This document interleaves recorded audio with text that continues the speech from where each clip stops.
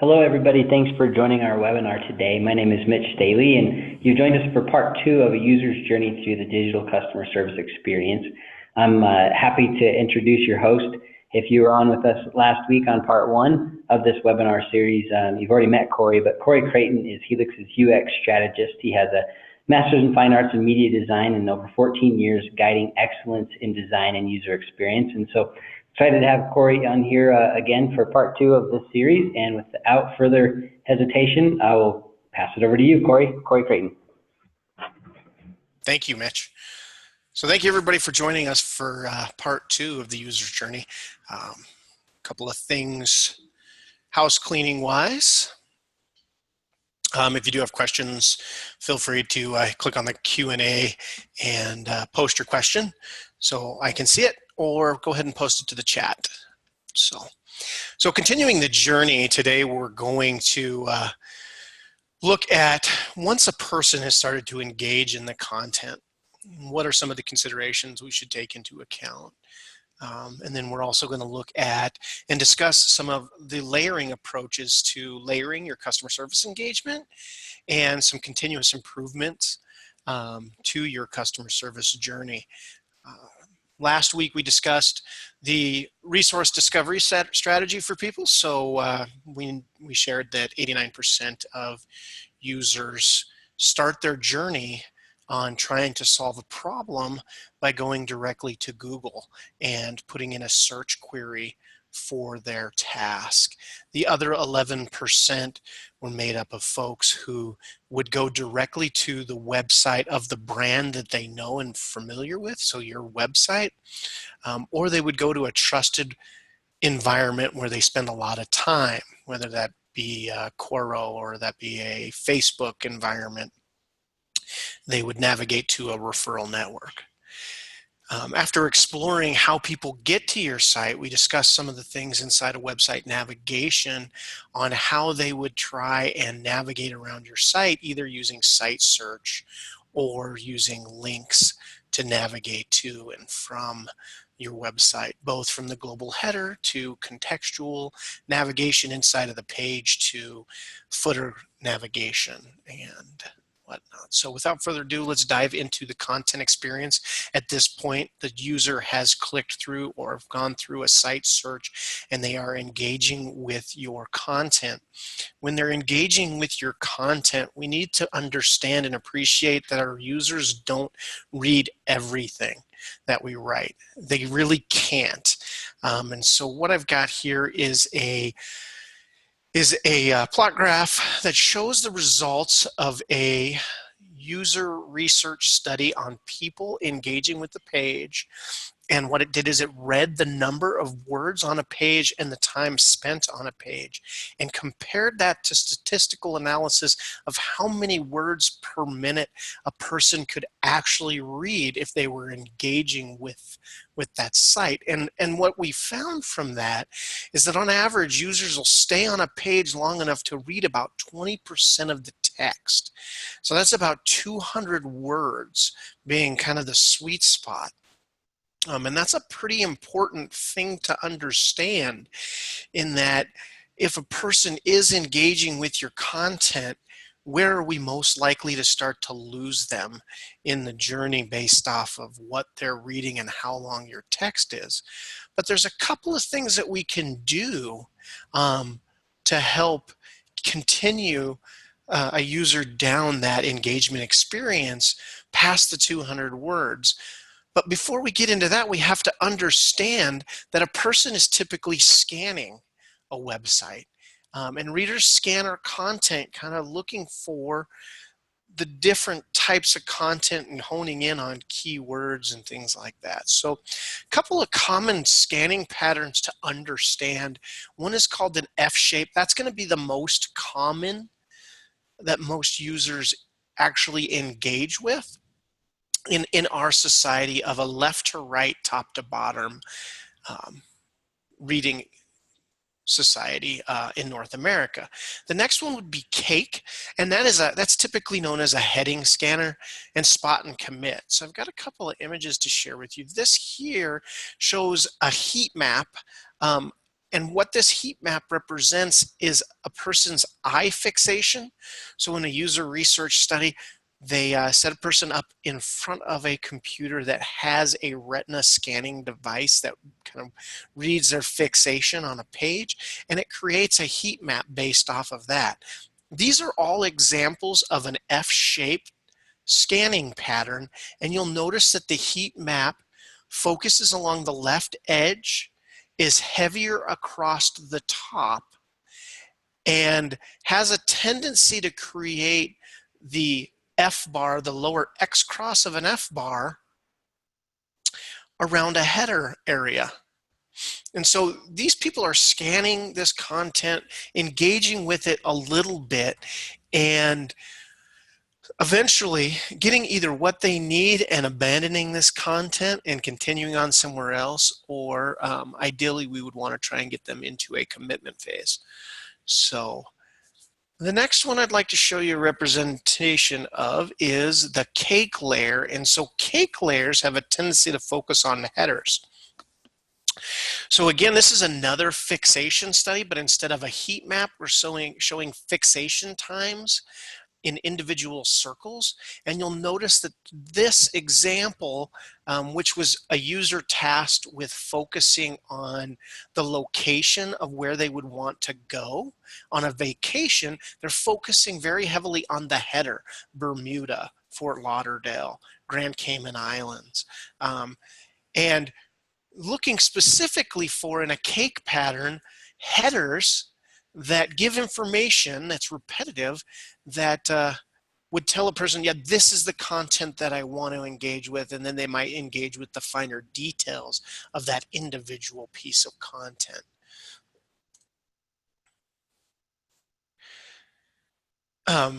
Some other patterns that you'll commonly encounter: marking, bypassing, and commitment. And these ones are very important to understand because they have a tendency to create patterns of blindness for our users on other areas of the page. So marking is a very common interaction for scanning now that people are doing touch interactions. And so an example of marking would be, in this example on the screen, we're given these individual cards with headers.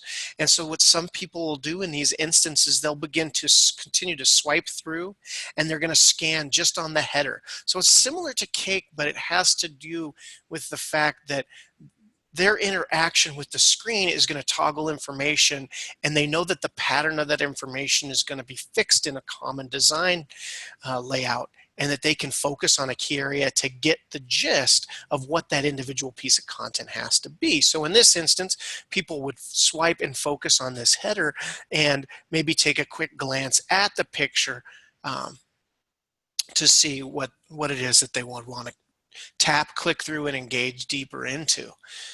Bypassing has a lot more to do with blindness. And so in bypassing, we got to be very conscientious of things like lists. So in this example, bypassing here, a person would start to just tail in on the very last part of the content. AT&T phone, AT&T Go phone, Earthlink wireless. They would kind of become blind to everything to the left.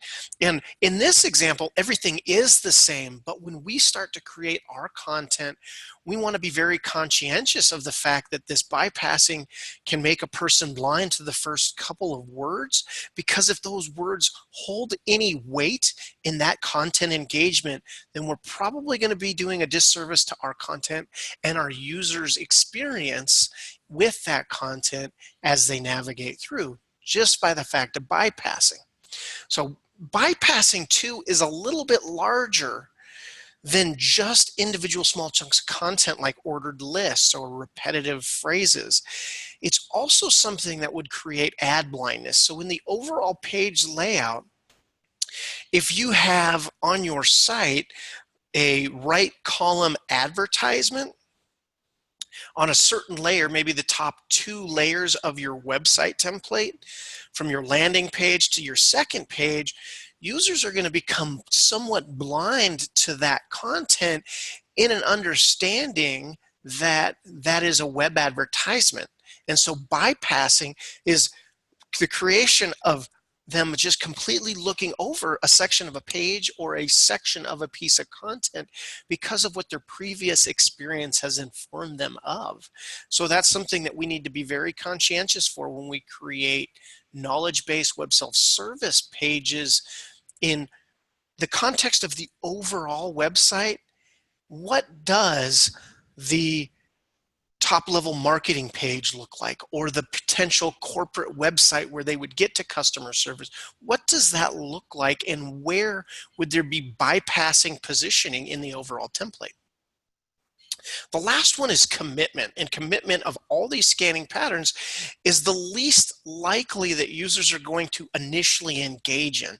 But we can create best practices knowing that users do scan content to get them into a commitment phase.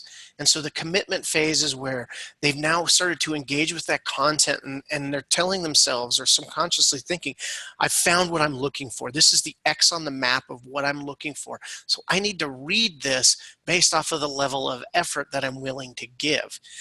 In some situations, you're never going to get a user past an F-scan or a cake scan pattern because they're just not bringing to the table that much effort.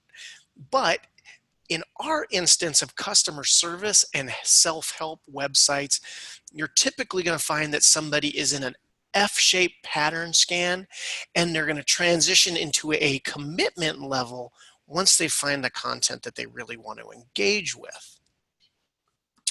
Because of ideally that content holds things to it that are going to help them accomplish their task. So we want to develop our content to get them to commitment. Equipping ourselves with the knowledge that we just shared, scanning patterns, and the fact that we know that users don't read every single word, or there's really no way that they can statistically based off of the time they spend on site. Couple of good practices. We want to make sure we front load our content. We want to get the chunk of what the topic is up front, right up front and center. So last week I had mentioned how voice search is changing the makeup of search, and users are now more commonly searching in question phrases. And so a good thing to do to front load content is to phrase an answer in our knowledge base with a question, but try and front load that with the proper noun of that topic or what that question would be.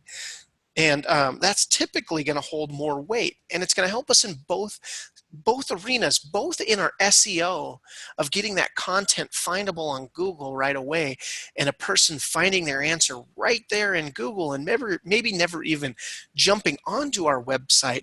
But if they do bypass and they end up on our website, by front loading that question, that answer to a task-based question at the very beginning, then in the F-shaped pattern of top to bottom, left to right, they're gonna find that, hey, this is the question, this is the title of the page, is the question that I'm trying to find. And they're gonna get a little bit further down that road of commitment. Include the most important points of your supporting content to that question, and try and do that in 200 words. If you can do it all in 200 words, that's beautiful. Try not, 200 words is not going to be what's referred to as a wall of text where you see a whole page that is one long list, almost like a literature book from college. Break up and start things in headings and subheadings and short paragraphs. Break up the 200 words if you need to or can into the separate ideas of your content, knowing that people are scanning sometimes somewhat in that cake pattern or an F shape where they're committing to things with a little bit more weight of contrast. That'll help us divide the ideas supporting our content in ways that are scannable. So in the instance where your task might have multiple steps or might have multiple entryways to solve that specific need, we could divide it into subsections with subheadings that are front-loaded subheadings, so our user could scan and they might not commit until the second section because that subheader resonates with them, and that's where they engage into the commitment level. Structuring our content with the visual aesthetics is pretty important. So make sure your headings and subheadings have visual weight and they have enough contrast to body copy, to paragraphs, so that people can scan them and their eyes can be visually drawn by that additional weight. Another thing is that users like to engage with bulleted lists and numbers lists for two reasons. They oftentimes mentally group ordered lists and numbered lists together based off of previous experience. And an important piece to that is that ordered lists, 1, 2, 3, 4s, those imply to a lot of users that this list needs to be accomplished in multiple steps versus an unordered list of just bullet items. These belong together because they're related content, but they don't belong in a specific order. So that's an important piece to consider when you're building your content is there an order structure to this, or is it just grouped content? Because that'll be implied through the type of list that you create. The other thing that was found in a Nielsen Norman Group study is that lists that are broken out with bullets versus just multiple lines see an engagement increase by users. They are visually drawn to the bullets, and that implies something to the users. So that's an important thing to do, is if you ever have that opportunity, break a grouping out of even paragraph form. If it's multiple commas and it makes sense to break it out into bulleted lists, then you should try to do that. Or if you're putting ordered lists without bullets and no visual indicator that they're a grouping, you're doing your users a disservice there, because they understand that grouping, it implies a grouping of visual design. And one of the most important things to do is cut out the unnecessary content. If you have a lot of noise content, a lot of frivolous content, a lot of extra adjectives, this is not marketing copy. This is copy that we're trying to write to help our users engage and accomplish a task. And in terms of their affinity for our brand, at this engagement where they're trying to solve a task, that is paramount of importance to the user. Is, did your content help me engage and solve my task, problem, or whatever? Did you solve my need? Or were you trying to make me feel more passionate about your brand by using heavy adjective words? You know, they might not have even found the solution to their task because you put in a little bit too much frivolous content or descriptive content. So something to keep in mind. So developing this content for commitment, we're basically creating an inverted pyramid. And so you can find information on inverted pyramids all over. And it essentially brings out a couple of benefits. It brings out a stronger comprehension for our users. It decreases the interaction cost, the cognitive effort that our user is having to bring to the table to engage with our content. If we structure our content right, it is encouraging scrolling. So if your content goes beyond the 200 words, if you're structuring your content using subheaders and bulleted lists and things of that nature, then those kind of behaviors and content typically encourage scrolling. It forces us to think about our content in a structured, logical order. And so it's really easy to sit in front of a computer screen and type out an email that looks like a wall of text, or write a knowledge answer that's like a wall of text, that we might not completely have thought through how is the user going to need to engage with this information to solve their problem. And so by structuring our content, that's gonna create some logic to it. And then most importantly, we understand that readers or our users don't read, they skim, they scan. So the inverted pyramid style really supports that.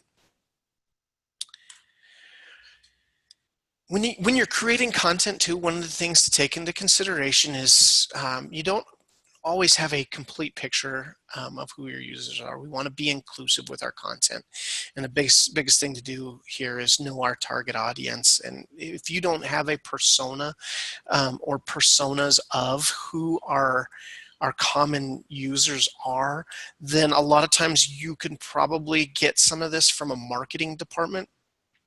because they're creating personas for targeted marketing campaigns versus our personas are going to be our actual customers too. So ideally, your marketing's target customers are actually the people who are becoming your customers. And if you understand those people, you can be a little bit more empathetic to what they're bringing to the table. And a couple of rules that I kind of live by is avoid the jargon. Based off of your audience. Address how broad or narrow our audience is based off of who those target consumers are. And understand this. So jargon, if your target market is healthcare professionals, nurses, doctors, they're going to understand some of the healthcare jargon. But as soon as that scope broadens, so like WebMD as an example, their scope might have used to have been medical professionals, but now that scope is broad to the everyday citizen. So they do a couple of things because they can't 100% avoid jargon, but they do some things to help define the language of jargon and help people understand some of those terms. And then they also do another good thing, which is simplify the language. Knowing how broad or narrow their audience is, they now know that WebMD, again, that they have a broad audience. And so they've tried to simplify the language whenever possible instead of using long scientific terms that you might see in a medical journal. They've tried to simplify that language to a point that they've broadened their audience target. Addressing your tone is an important piece. A lot of our web presences feel a little disjointed, and specifically it's because the tone and the way that we write our content. And so check again, does your marketing department or your communications department have a specific tone that they try and target in their general web content? If your broader web content has a specific tone, is that something that they could give you when you're creating your knowledge and your web content? Are you addressing the tone? And what tone is going to do is it's going to create some consistency to the overall user's journey. And if you remember from last week, this user journey does not start and stop, and they do not understand as our users that, hey, marketing's in charge of this section of our website, our e-com team's in charge of this section of the site. And if we can keep that overall user journey to fill as consistently as we possibly can, we know that there's going to be higher brand consistency, there's going to be higher net promoter scores from our customers based off the fact that they feel like they had a very cohesive journey. And then the most important thing that I try and tell everybody, and the personas can help do this, is be empathetic to our users. We can control the content and the experiences we put in front of people, but what we can't control is what the customers can bring to the table. We cannot control the mood that they're in when they're engaging with this content. All we can do is, through engaging with that content, is it helping make things a little bit better? We can't control the amount of, or the intelligence of all of our customers that they can bring to the table when we're writing our content. We can't expect that all of our terms are understood in terms of jargon. So let's be empathetic to our users and help them engage with our content and make it as broad or narrow as we can, based off of what they can actually bring to the table.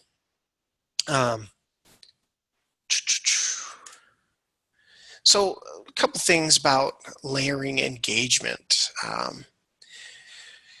We can insert customer service engagement into a lot of different levels of a person's journey. So, for example, by taking into consideration getting our knowledge answers, our web self-service, our FAQs out into search engine land, into individual pieces of content that Google can consume and present to people well, then we're basically, that's a layer to the overall customer service journey. And then they hit our website, and our primary focus for our organization might be e-com. And it might make sense to have the opportunity for site feedback. It might make sense for your organization to have chat at that layer. And users are feeling more and more confident engaging with those layers that don't specifically say customer service at the top, but that an organization, by chatting with them, by submitting site feedback, that their voice is going to be heard and they're going to get the service that they need. So in that low-level effort of the journey when they're first hitting the pages of your site, finding where they're at, viewing wayfinders, headers, navigations that you provide to them. They have the ability then to engage in some low cost or low effort, low friction channels for customer service. And at that layer, there's a lot of opportunity to influence the revenue by pointing people in the right direction for not just people who are coming to your site for task-based customer service, which is usually reactive to post-purchase. But now we have such a wealth of knowledge, we can start to engage those people at the zero moment of truth of when they're actually trying to make a decision to buy, when they're comparing you against your competitors and your products against your competitors' products, and making those decisions. And we have a wealth of knowledge that we can bring to the table at that point in time through chat, through site feedback, and whatnot. But what are we doing after the service channel or throughout those other service channels to layer in a person starting chat and they're in now a queue environment, which is a traditional waiting environment, and we can start to think about things in that queuing on, how do we keep these people from abandoning their chat queue? We know our reality, we have a reality for a wait time in some organizations, but there's things that we can do in terms of changing that environment to provide service opportunities for immediacy, which is what the user's expectation is of chat. So there's another layered engagement. Can we leverage our knowledge base to ask them at the initialized engagement of chat, what is the nature of your problem, and then prevent using a smart assistant bot type thing. We can present them with potential answers, and they might abandon chat because we've given them the self-service answer, the immediacy. They find the solution and they're ready to go on their way. Quality customer service experience, getting them what they need without actually having to use any of our agent time. We've leveraged technology. So that's another layering approach. So now we've just talked about 3 layers down. They've connected through us through SEO. They found our content. They're engaging on our site. They initiate chat. And in the chat wait queue, we've taken into the consideration that we can intervene and offer another layer of engagement to help provide our customers with the opportunity they need. And so some of the things to consider when choosing your channels and layering these channels in is what's referred to as friction. And that's the amount of effort that is perceived by our users to engage on that specific channel. So chat, texting, social, are we monitoring our social channels from customer service? Does our organization leverage social media channels for marketing endeavors? If they are marketing endeavors, then a lot of users' expectations now, outside of the realm of our control, because of the level of competition from other brands, users are perceiving that they can post on social media pages a customer service question and expect that someone's going to hear that and get a response back to them in a relevantly quick time. And that environment in itself, like Facebook, for example, they will grade your social media presence based off the immediacy of your response. So things outside of the realm of our control inside of those online environments are going to affect how users are going to perceive our brand. So that's a low friction area, low confrontation area for users, that social media channel. And so customers feel like they can engage us very easily, but also that they should be getting fairly quick responses back, because Facebook has created that perception by providing feedback scores on a lot of our business pages. So another thing to understand is the questions that our consumers engage us with. A lot of us might be in the point of our maturity where we're taking phone calls, and that's our only channel. Or we might be taking phone calls and receive emails. And are we categorizing these engagements with us for incidents? And are we looking for the ones that bubble to the top? Are we looking for the ones that we could capitalize and save a lot of effort on it through creating knowledge answers for, and get them published to a self-service FAQ page on the website? Are we looking for opportunities there to get those out into SEO in a format that can be leveraged in a featured snippet on Google or Bing and get people immediate responses right after their first engagement in the user's journey to finding a solution. And so if we don't understand these questions, if we haven't started to catalog these inside of our customer service platform, then we're not really giving ourselves the adequate knowledge to move forward with an intelligent multi-channel approach. And so when you're evaluating these questions, we should evaluate them on two things. What's their complexity and what's their commonality? So complexity will oftentimes help inform us at what channel, based off of the amount of friction that users perceive on that channel, should we put it at. So very, very complex problems that have to do with maybe returns of merchandising, maybe a multi-purchase thing, maybe it has to do with a recall of a product. Those are fairly complex things, and so users aren't really, that's not a self-service environment. They're going to expect specific engagements out of there, that they have to go in, maybe create an account, fill out a form, and submit their information to get a response back from your organization. But then commonality is the second evaluating factor. And how common is it? Is it a, hey, how do I replace the batteries on my device? What kind of third-party chargers work with my iPhone? Et cetera, et cetera. What kind of common questions that can you create answers to that through a frictionless system like chat, like self-service FAQs, can we present to people in a way that they can solve their own problems really easily with low levels of effort? And in frictionless environments, because we know that the friction consideration is going to directly impact how satisfied they are on the other end. If they have to go through some heavy friction, do they have to have very thorough, long discussions? And is there expectation that they shouldn't be having these long discussions because of other experiences they've had from other brands or other experiences they've had through other engagements that they relate as being similar? Are they feeling that friction levels score is high or low? So here's a couple of stats I like to share based off of quality customer service.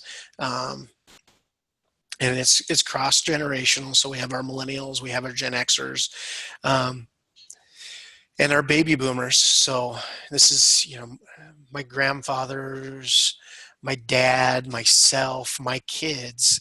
How do we all feel about the importance of quality customer service on low friction levels and things like that? And it's relatively the same here, 54, 50, 52%.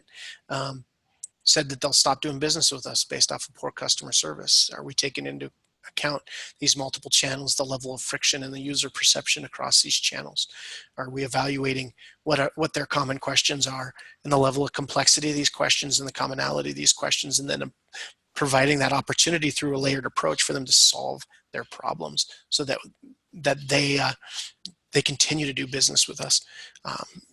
Everybody hears this in pretty much every business discussion is it costs a lot less for an organization to retain a customer than it does for us to generate new customers. So we have an important role on that from the customer service experience side of things. So layering and engagement I have here quickly to talk about is a sitemap with all the various things. So this is kind of a holistic representation of a web presence for an organization. And we're going to take a couple of looks at things. The social channels. Are we monitoring outside on the social websites? Are we providing the opportunities on our site for our content to be shared, to be leveled in the social environment? And a couple of interesting facts here. Customer service interactions over Twitter have increased 250% in the past 2 years, and that's a fact. That's a fact coming directly from Twitter based off of the analysis of tweets on a holistic approach. And then answering a social media complaint increases customer advocacy by 25%, and that came from our good friend Jay Bear over at Convince and Convert. So that's a pretty interesting one to, and that's a pretty powerful statement right there on why we should be monitoring our social channels that our organization's leveraging based off of the fact that we want to retain customers. So the next area that we'll look at is chat, and you can pepper your chat in across multiple pages. Your home page, we have our landing home page, we have our e-commerce side of things, from our cart to our payment process through our product pages and our shopping catalog. From our service organization, the various services and pricing opportunities that we have, our customer service website with our contact us forms. If we are a service related company, what's our portfolio look like in the various projects that we might have, and then what's our news and public events opportunities. Those are some common places that you could salt in and pepper in a chat experience for a couple of things. There was a Forrester research project done on live chat engagements, and through that research it showed that, and this is one specific research, but you can find a lot of other ones out there that show chat as a revenue driver, but this specific one showed a 305% return on investment from sales chat opportunities. So directly in these channels like the shopping, product, cart, and payment, with a payback investment of 6 months for that organization. So that's huge. If you're an e-com type organization and you're not using live chat from your customer service standpoint on the e-com pages, it's something that's worth discussing. Another one was a similar research study done by Forrester. It was 120% return on investment from customer service chat. So those are customers coming back and purchasing again. The payback period for those on the customer service side of things was again 6 months, and most of the payback came from a 59% reduction in telephone call deflection from the live chat channels. So, if you're a heavy phone calling company, you know that phone is traditionally the most expensive service channel out there. And so if there's any potential to deflect that, because those engagements take a lot more time typically, and you can only, a chat agent or a phone agent can only handle one call at a time versus the potential of 2 or 3 chats at a time, then time spent per engagement can be reduced, and that return on investment could be very, very high. So the next area that I kind of put in here, and notice I put these little red boxes because in the footer of your website, or a small section of the Contact Us website, do we have phone and voice or an email address as a service channel? And here's the thing to keep into consideration. There was an Aspect research project that looked at some of these various channels, and that research project showed that phone voice was the most frustrating customer service channel. So friction-wise, touching back on that topic of friction, is voice and email, or voice and phone was the most frustrating customer service channel. 32% of those surveyed by the State of Social Customer Service Report by Aspect Research found that phone to be the most frustrating of all channels. So when we're talking about layering our engagement, do we put it up front and center? Or do we put it in a common place that we know users will find it in the footer of our website and engage with it after they've already had an opportunity to go through and navigate from our header to get to our customer service side, to maybe engage us with chat or site feedback or contact us through the Contact Us form? Being that we know that users don't like phone and voice, are we trying to help them go down a user journey where they're engaging with other channels before they abandon and jump straight to a phone call? So, and then the last is site feedback. Are we, from the customer service organization, engaging with site feedback for automation and self-improvement? Are we involved in that discussion? as I've said multiple times, our web presence from our user's perspective is a holistic approach. It is not siloed sections of customer service, e-com, news and communication. It is a holistic experience. And so all of those parts of our organization that are involved with creating web content should be provided with some survey and feedback from users so that we can use it as a primary channel for continuous improvement. So continuous improvement, content is king. Our knowledge base is going to drive the agent experience and the customer's experience. So that's an important thing to know.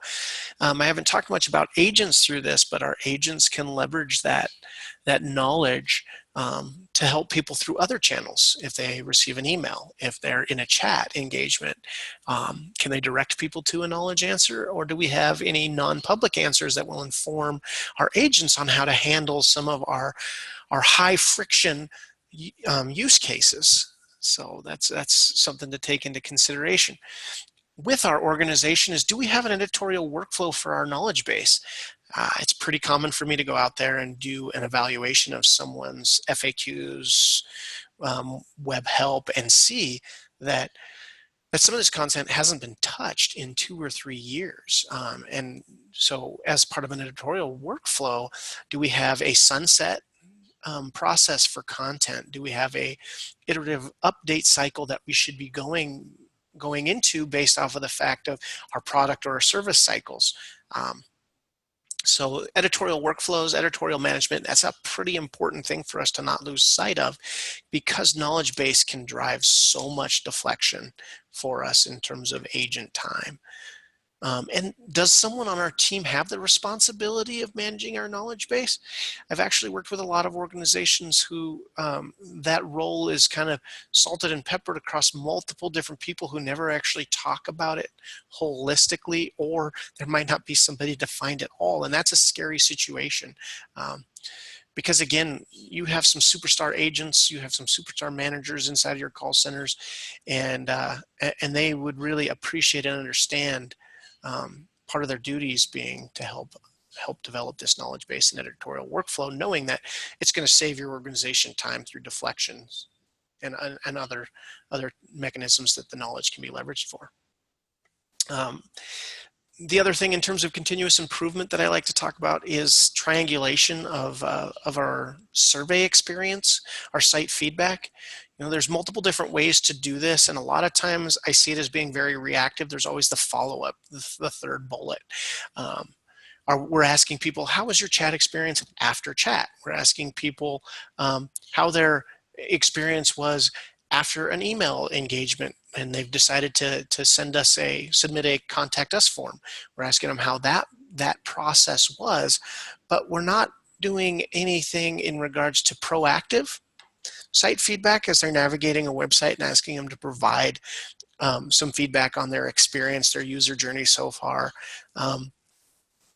So we're not doing that, and we're not asking people for opt-ins. So, hey, would you like to provide us some information or feedback on how our chat experience was in terms of engaging going into the chat? And so are we using that maybe in the instance of chat and queue waiting times? We can ask people to opt in right there while they're waiting to answer 2 or 3 quick questions in that interface to give us a little bit of information on how their web experience has been so far. So thinking about triangulation of those 3 different ways to survey and ask for feedback, proactively opt in and follow up, to get a more 360-degree view of how we're doing. So it's worth discussing how that content engagement is coming from the survey feedback side of things. So we're out of time. I wanted to point people out to a couple of things we do have on March 7th, the Innovative Chat Experience. We're going to take a half an hour and talk very specifically about how you can create an exceptional chat experience Then we have some analytics courses. We have a virtual analytics fundamental course that'll run March 13th, 14th, and 15th from 9 to 11 a.m. Mountain Standard Time. That'll be 6 full hours of analytics fundamental training on Oracle Service Cloud reports. And we have a follow-up to the fundamentals with a virtual advanced analytics on March 20th through 22nd from 9 to 11 a.m. Again, that's another 6-hour training, and it'll be a virtual training where you're going to be able to work inside of your environment and work and ask questions of our exceptional trainer, John Galladay, about how to perfect, modify your reports to get what you need in terms of analytics for your organization. I'd like to thank everybody for attending today's webinar. Again, my name is Corey Creighton, UX strategist for Helix Business Solutions. If you'd like and have any questions about the content of this video, please, or this webinar, please email me at coreycreighton@helixmail.com or join me on LinkedIn to have some more conversations in the future. Take care. Have a nice day.